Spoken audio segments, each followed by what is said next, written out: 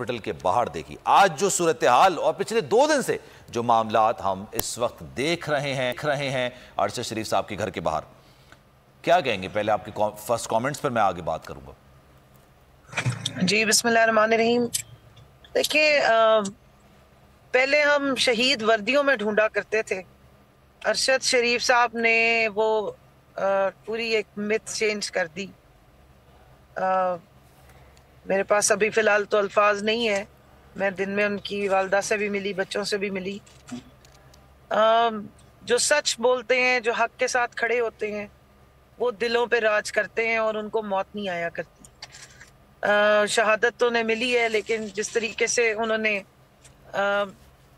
जिस तरह उन्होंने दिल जीत लिए हैं, आवाम की मोहब्बत इस वक्त उनके साथ है, लोगों के जज्बात साथ हैं। हर माँ की आंख अश्कबार है। मेरे घर में भी माएँ मौजूद हैं और वो इस तरह लग रहा है कि हमारे अपने घर में हमारी फैमिली का कोई बहुत प्यारा हमसे जुदा हो गया। ये इतनी आसानी से नहीं होता। लेकिन एयरपोर्ट पे मैं मौजूद थी और मैं यहाँ ज़रूर कहूँगी, सदीक जान साहब भी थे और भी बहुत लोग आए हुए थे।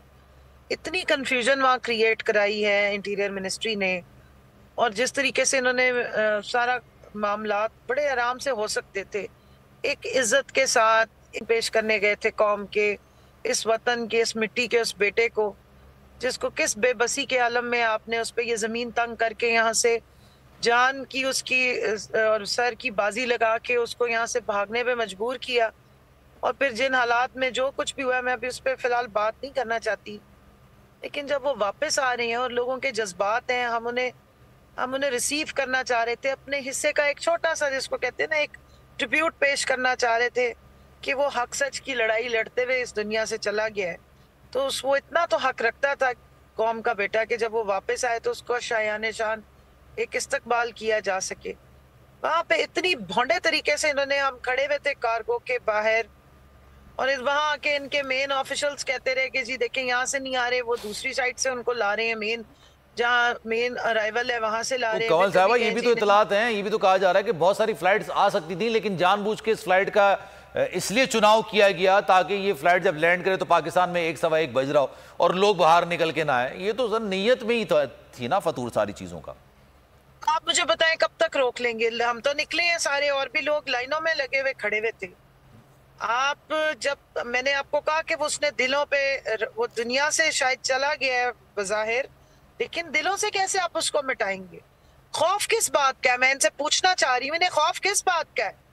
अगर ये इतने मासूम हैं और इनको बड़ा दुख है जो इनकी ट्वीट्स आ रही हैं, एक घटिया औरत ने इंतहाई घटिया ट्वीट की, हिंदा की, उसने यादें ताज़ा कर दी, तो उसकी तो मैं जिक्र नहीं करना चाहती हूँ। लेकिन मुझे ये बताएं कि डरे हुए किससे हैं हुकूमत?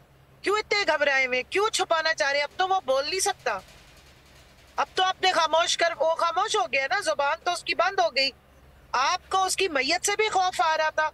4 एम्बुलेंसेज आपने खड़ी की और एक कंफ्यूजन क्रिएट की वहां पे, लोगों का जो मजमा था उसको मुंतशिर किया, वहां पे झूठी बातें करते रहे।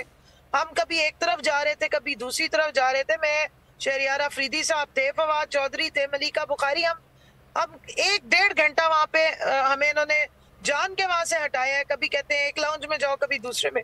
क्यों? ये क्या कंफ्यूजन थी? चले मैं इस चीज को और आगे बढ़ाता हूं। आप लोग तो सिर्फ रिसीव करने के लिए गए हुए थे ना। चले, आप अहले खाना में शुमार भी नहीं किए जाते। आप लोग अहले खाना में शुमार नहीं किए जाते। हम तो आप समझ लें कि उनके गम में बराबर के शरीक हैं। हम समझते हैं कि अरशद शरीफ साहब की जो कुर्बानी है वो रायगा नहीं जानी चाहिए।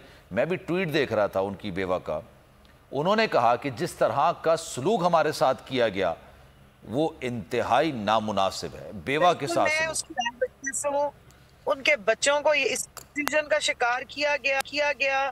बच्चे वहां खड़े हुए थे, बच्चों को वहां से ले जाया गया, पहले एक लाउंज में, फिर दूसरे लाउंज में। ये क्या घबराहट है इनको? किस बात का खौफ है इनको?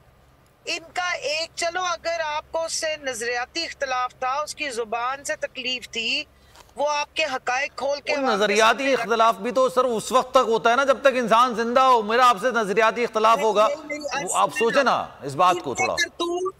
इनकी लूट मार खोल के वो सामने रख रहा था, चलो उस पर तो आपको बहुत तकलीफ थी। जी जी। इस वक्त उसने क्या करना था?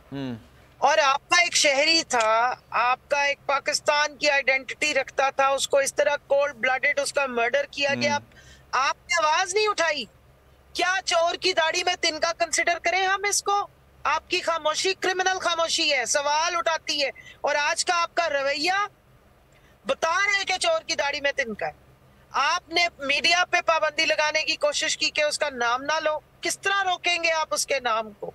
किस तरह?